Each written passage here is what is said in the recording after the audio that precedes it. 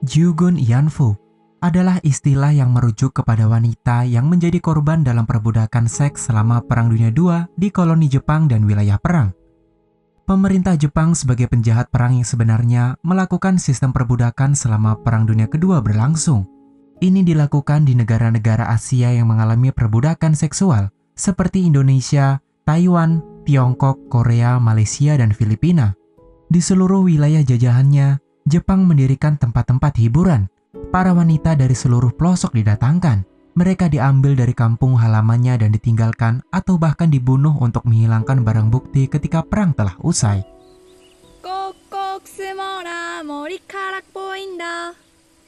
Berpuluh-puluh tahun silam di tanah Korea, pada tahun 1943, hidup seorang wanita muda dan cantik bernama Jungmin.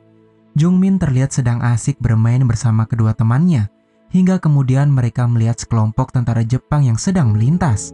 Ketiga remaja itu terlihat acuh bahkan tidak menaruh curiga akan kedatangan tentara Jepang. Rasa takut ataupun cemas sama sekali tidak menghantui mereka. Jungmin dan kedua temannya pun kembali melanjutkan permainan mereka. Anak-anak pada zaman itu biasa membawa jimat pegangan sebagai keberuntungan. Jungmin lalu menunjukkan sekantong permen yang ia miliki.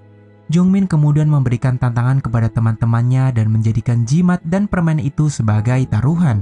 Kedua teman Jungmin pun sempat meragukannya.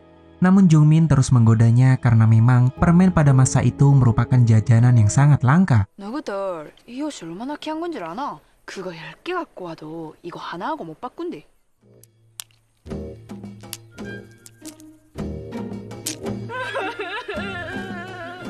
Singkat cerita, Jungmin pun akhirnya berhasil memenangkan taruhan dan mendapatkan jimat kedua temannya.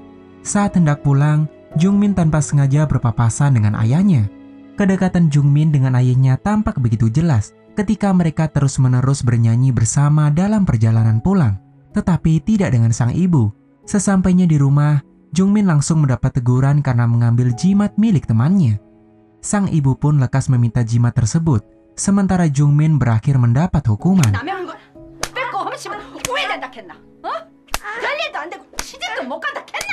Akibat pukulan yang cukup keras, kaki Jungmin pun sedikit mengalami luka-luka memar. Tindakan tegas dari sang ibu semata-mata hanya untuk mendidik Jungmin agar tumbuh menjadi gadis yang baik dan berharap suatu saat ia akan menikah dengan pria yang baik pula. Meskipun sosok sang ibu memiliki sikap yang keras, namun sebenarnya dalam lubuk hatinya yang paling dalam ia tetaplah begitu menyayangi Jungmin.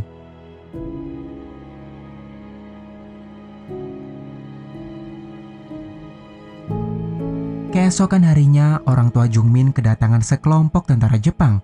Mereka menanyakan tentang keberadaan Jungmin saat ini. Sang ibu sempat memberikan kode kepada Jungmin untuk segera pergi menjauh. Namun dengan begitu polosnya, ia justru mendekati mereka tanpa tahu konsekuensi berikutnya. 이거 정민이가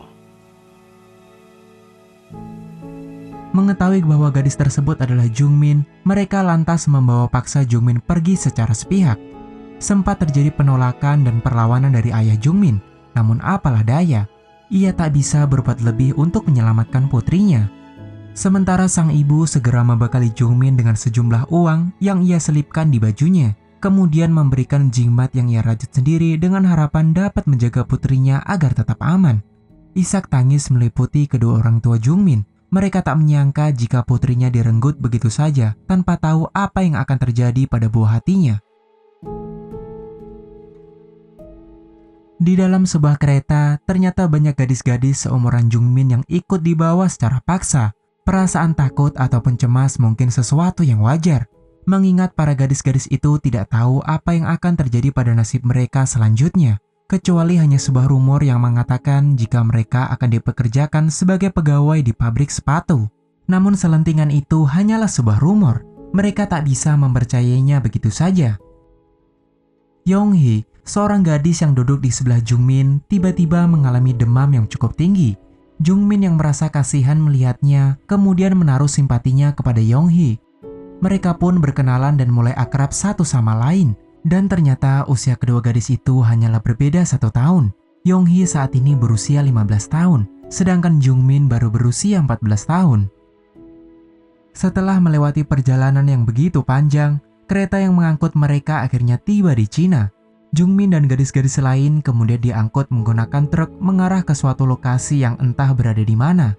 Mereka dikumpulkan di sebuah ruangan lalu ditanyai satu persatu mengenai usia mereka masing-masing. Rata-rata di antara mereka baru menginjak usia 15 hingga 16 tahun. Sementara Jungmin yang masih berusia 14 tahun dipisahkan dari kelompok lalu dimasukkan ke sebuah ruangan tertutup. Seorang dokter yang bertugas di sana kemudian memeriksa kemaluan Jungmin. Pemeriksaan tersebut bertujuan untuk memastikan bahwa Jungmin tidak memiliki penyakit. Sekujur tubuh Jungmin pun dibersihkan dari berbagai kotoran. Kemudian selanjutnya ia ditempatkan ke dalam sebuah bilik kamar. Tak lama berselang, seorang tentara yang terlihat mabuk masuk ke dalam mendekati Jungmin. Membawa tatapan liar dan kegirangan, tentara itu tentu membuat Jungmin sangat ketakutan.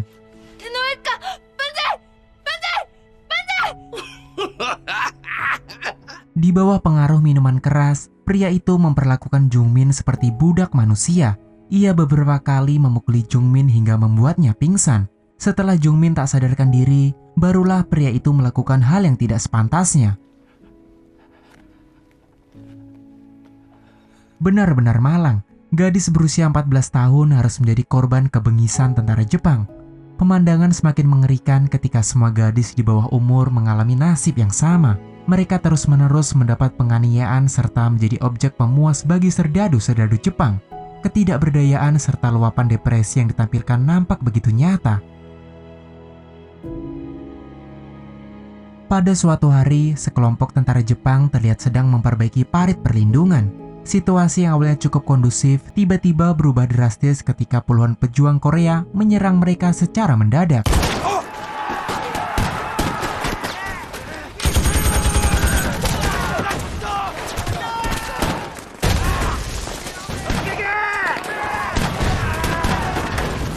Meskipun pihak Jepang sempat kesulitan, namun jumlah tentara mereka terhitung lebih banyak.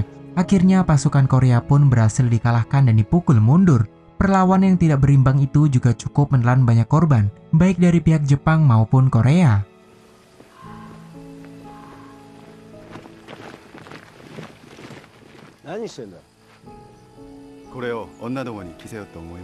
Sekembalinya mereka dari tugas, terlihat sejumlah tentara berbaris menunggu giliran mereka. Namun seorang pria berbadan besar tiba-tiba menerobos memotong antrian. Ia segera meluapkan kekesalannya pada salah satu gadis akibat rekannya tewas karena pejuang Korea. Memaksanya mengenakan gaun yang ia temukan sebelumnya. Beberapa kali pukulan pun bahkan menyebabkan gadis itu menjerit tak berdaya.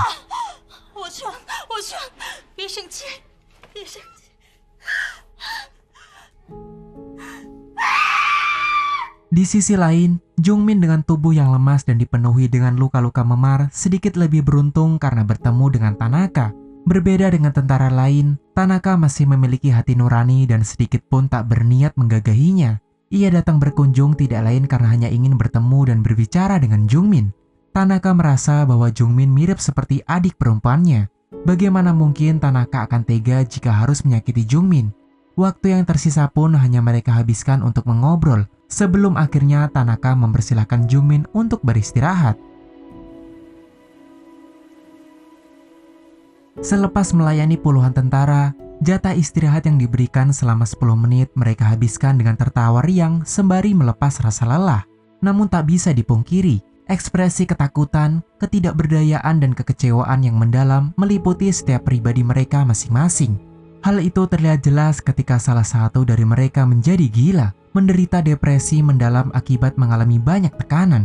Namun yang lebih kejam, gadis-gadis malang itu tetap dipaksa berhubungan intim meskipun dalam masa menstruasi. Bahkan bukan hanya melayani puluhan prajurit setiap harinya, mereka juga dipaksa melakoni pekerjaan yang berat untuk mengumpulkan balok dan ranting-ranting kayu.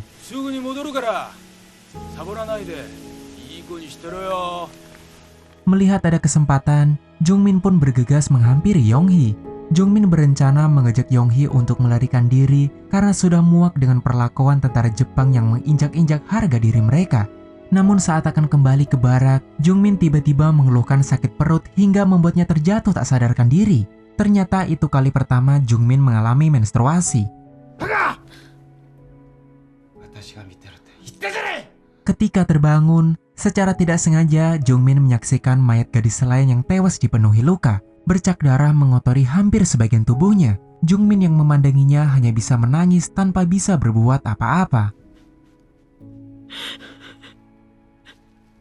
Setelah situasi cukup mereda, beberapa hari kemudian Jungmin menemui Tanaka di sebuah bangunan kosong. Secara diam-diam Tanaka memberikan peta bergambarkan lokasi perkemahan tentara Jepang. Ia juga berpesan kepada Jungmin untuk lebih berhati-hati, karena meskipun tampak tidak terlihat, namun tentara Jepang memiliki banyak mata-mata di luar sana. Pada malam harinya, Jungmin dan Yonghye beserta kedua gadis lain bertekad melarikan diri, mengendap-endap melewati setiap lorong dan berhasil melewati penjaga. Namun tak lama kemudian, para penjaga menyadari jika ada beberapa gadis yang hilang. Alarm pertanda darurat pun dinyalakan. Mereka kemudian bergegas melakukan pencarian. Sementara di tengah hutan, Jungmin baru tersadar ketika salah satu temannya tertinggal di belakang. Ketiga gadis itu pun memutuskan untuk kembali mencari temannya yang hilang. Namun skenario terburuknya, mereka justru mendapati bahwa temannya telah tertangkap dan kini disiksa tentara Jepang. Setelah beberapa pertimbangan, Jungmin dan Yonghye memutuskan untuk kembali ke camp karena tidak tega dengan nasib temannya, meninggalkan salah satu temannya yang tetap bertekad untuk melarikan diri. Sementara gadis-gadis lain yang berada di dalam barak segera dikumpulkan keluar. Satu persatu dari mereka dilempari pertanyaan perihal siapa saja yang terlibat dalam usaha pelarian itu. Namun satu pun di antara mereka tidak ada yang mengaku, termasuk Jungmin dan Yonghye. Salah satu gadis pun tak luput menjadi objek kekesalan tentara Jepang.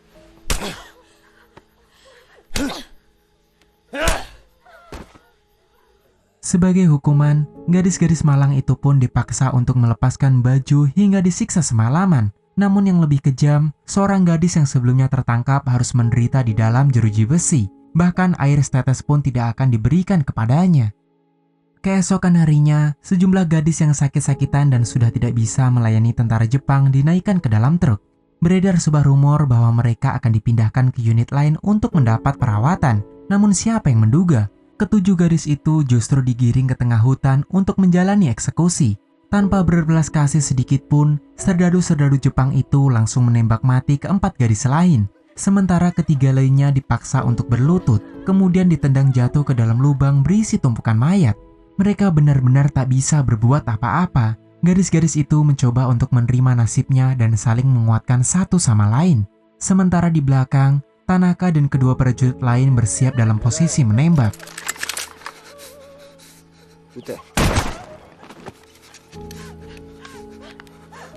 Tanaka yang sedari awal memang merasa kasihan dengan gadis-gadis itu, memilih untuk tidak menekan pelatuk senapannya.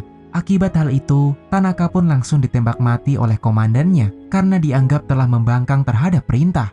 Jasad Tanaka pun kemudian dilempar ke dalam lubang bersama para korban.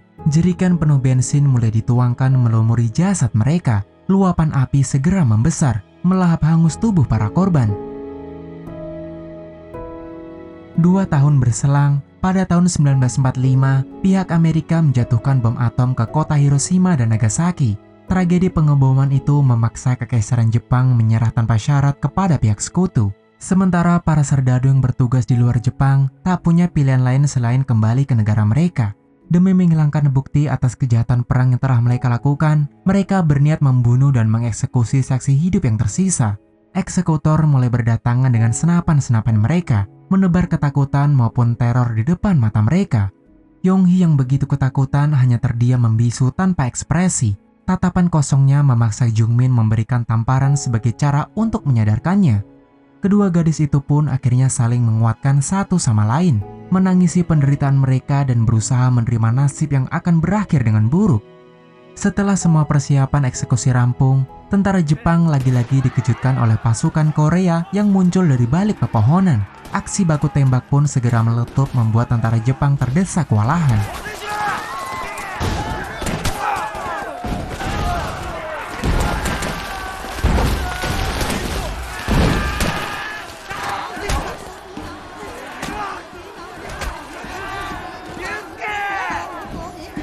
Beberapa dari mereka tewas secara mengenaskan, sedangkan dalam situasi yang semakin tidak beraturan, Jungmin dan Yonghye memanfaatkan kesempatan tersebut untuk menjauh dari medan pertempuran.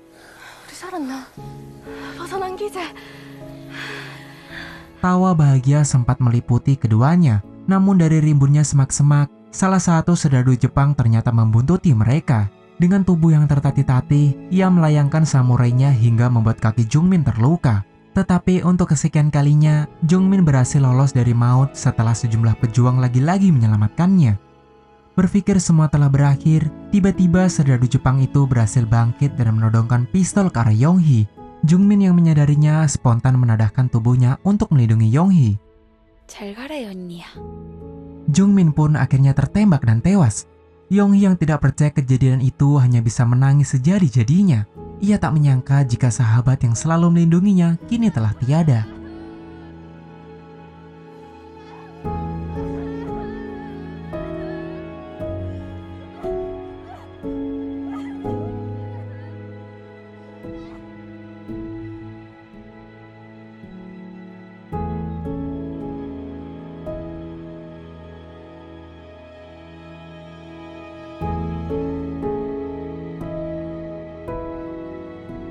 Bagi kalian yang sudah menonton video ini hingga selesai, saya ucapkan terima kasih. Semoga kata-kata saya tidak menyinggung pihak lain dan masih sopan bagi kalian yang mendengar. Sekali lagi saya ucapkan terima kasih, dan sampai jumpa di next video.